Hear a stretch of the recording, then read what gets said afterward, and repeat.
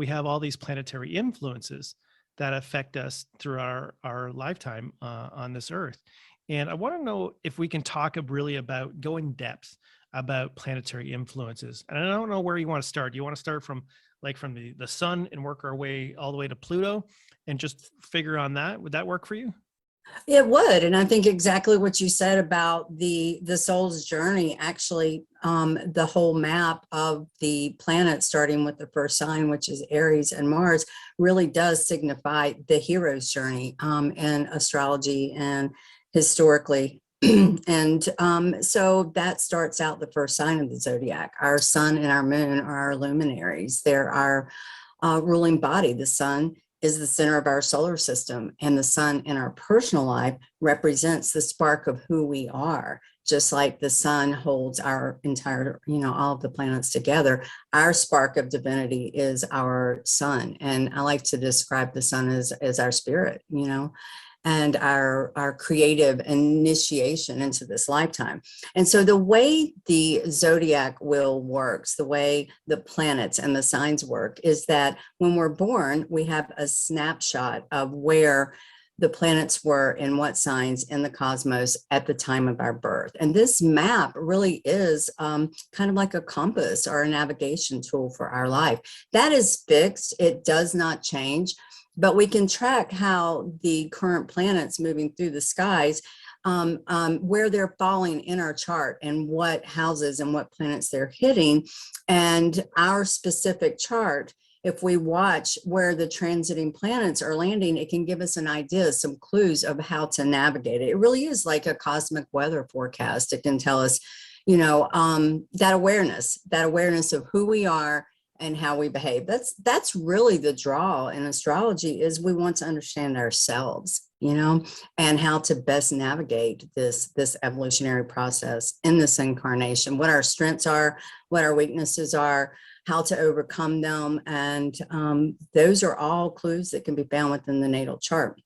So if you want to start out through the planets and the signs, it begins with Aries. That's the first sign of the zodiac, and it goes all the way around to Pisces, and they rule the 12 houses. And so a lot of people get confused about what sign and planet rules what house. And if you always remember, Aries is the beginning. If this is a circle with 12 sections, like a piece of a pizza or a pie, the first slice is Aries. That's the emergence into this lifetime, into the physical body, the identity, and it rules the first house of identity. And the ruler of Aries is Mars. That is our action, our drive, our passion, what our ego identity, in a human form. This is our emerging into a physical body from the spiritual realm. And that starts out the first house, and it goes all the way through to the final house, which is the house of transcendentalism, the 12th house ruled by Pisces. That is the final sign. And that's when our spirit leaves the body and goes on into that Piscean realm, the after the physical, the heavenly realm, the nebulous realm, that we don't know realm, because we really can't see it right now. We spend our whole life trying to remember. So if you want me to take you through the signs and the houses, it starts with Aries. That's the sign of identity. Yeah, let's do that. Let's start with Aries and work our way around, because I know a lot of people will be listening to this, and they'll be like, "Oh, thank God she's explaining this," because because I think it's really important, because like you said, there's so many times, oh, I'm in Aries, I'm in this and that, but you really don't get the depth of what it really means. So if you know that you're a Pisces, if you know that you're ruled by Venus, and you know what your influences are, so you can kind of go, So the first thing is to know the signs and then their ruling body.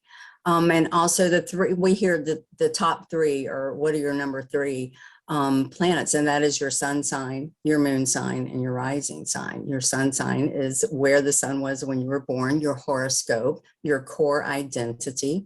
Your moon sign, the moon rules our emotions, so that's how you behave emotionally. And that's really important to know, is your moon sign, because the moon is the fastest traveling planetary body that we have. It changes signs every 2.5 days. That's why our emotions change all of the time. But if you know where the moon was when you were born, what your moon sign is, you can know that's your core emotional makeup. And if you know, for example, I'm a Libra moon and Libra is ruled by Venus, I know Venus rules my emotions, right? And so you can learn to navigate your emotions with that knowledge. And then our rising sign is what we rise to become. It's also synonymous with the ascendant. So the rising sign, the ascendant, they're the same thing. So this is what we rise to become or ascend to become. I think of the rising sign as our spiritually evolved self, right?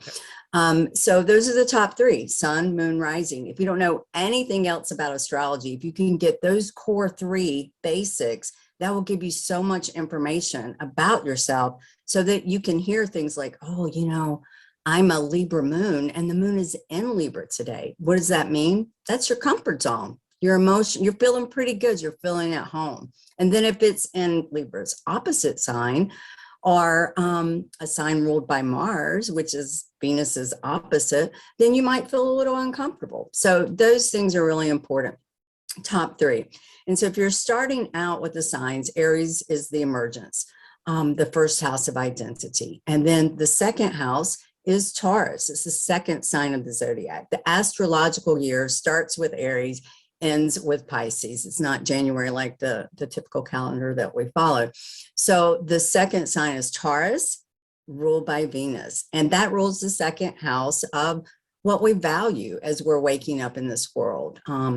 Our physical senses, you know, here's our identity in the first house. Second house is, what do we value? What do we have that we can hold and touch and taste and smell? You know, we're emerging into this awareness of our senses. And the third house is the house of communication. I speak. It's the throat chakra. And the third house is ruled by Gemini. And Gemini is ruled by the planet Mercury. And Mercury, I will throw this in here, is the only neutral planet. All planets are either hot or cold, masculine or feminine, yin or yang, with the exception of Mercury. Mercury is a neutral planet. It is the androgynous planet. It is the ambiguous planet. It's the shapeshifter, you know, if you think of Mercury. And so it can traverse the underworld and the upper world equally. And so I love that mutability, that movability, that fluidity of Mercury. And it represents our mind, our ability to receive thoughts and communicate them, you know, house of communication. And then you go into the fourth house, and all of these, if you think of your birth chart as a circle, as a wheel, this is the bottom half below the horizon, that ascendant AC/DC line where the sun was rising and falling. It cuts the circle in half.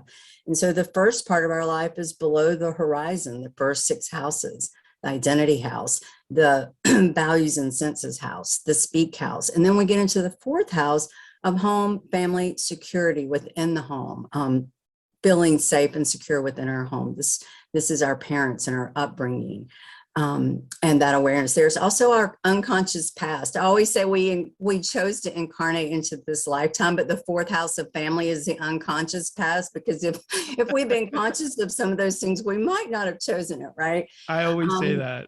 Yeah, so it's a house you can look to for ancestral lineage and ancestral traumas and things like that. It holds a lot of keys to past lives, the fourth house, because this is your ancestry, your lineage, your soul's lineage, not just in this lifetime, but in many before.